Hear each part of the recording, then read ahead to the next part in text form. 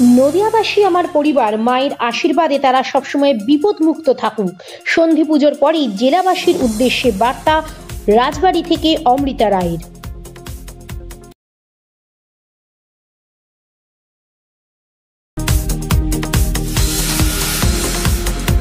আজ মহাষ্টমী, সকাল থেকেই সকল রীতিনীতি মেনে চলছে দেবী মহামায়ার পূজা অর্চনা। দুর্গাপূজাকে মানুষের ভেতরে যিনি সার্বজনীন করে তুলেছিলেন তিনি নদিয়া রাজ মহারাজ কৃষ্ণচন্দ্র। রাজবাড়ির মা রাজরাজেশ্বরী শহর তথা জেলাবাসীর কাছে এক আবেগ, ঐতিহ্যের অপর নাম।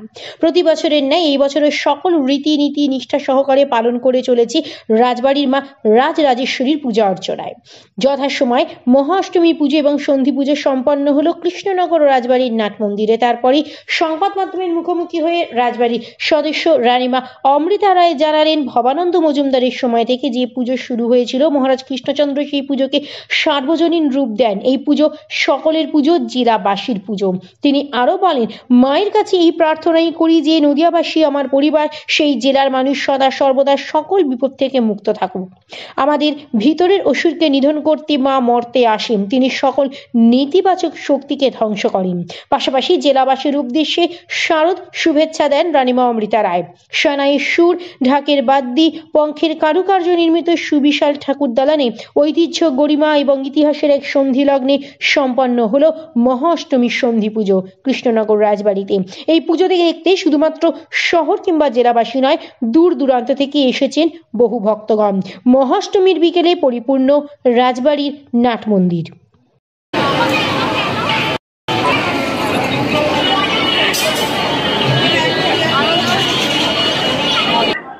সবাইকে শারদীয়া শুভেচ্ছা, অভিনন্দন ও অনেক ভালোবাসা।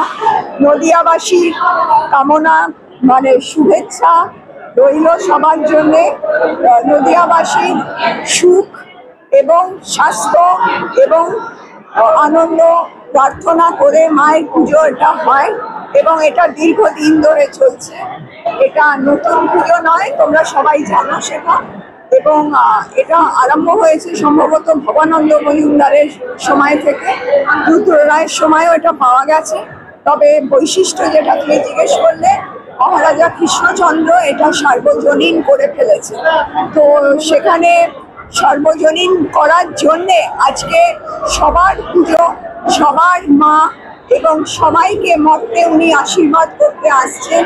মাকে বলা হচ্ছে উনি ওষুধ দমন করার জন্য আসছেন, কিন্তু আসলে আমাদের ভেতরের ওষুধগুলো উনি দমন করছেন এবং পৃথিবীটাকে পাপ মুক্ত করছেন। আমার নদিয়াবাসী হচ্ছে আমার ফ্যামিলি।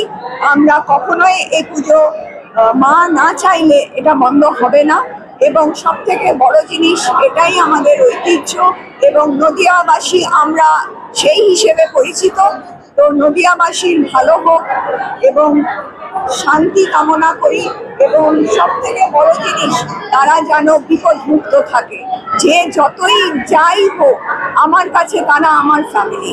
তো সেখানে আমি চাইবো তারা সবাই ভালো থাক এবং সবাই সুস্থ থাক, সবাই আনন্দে থাক এবং নদিয়াবাসীর যেন কোনো ক্ষতি কোনো সময় না হয়।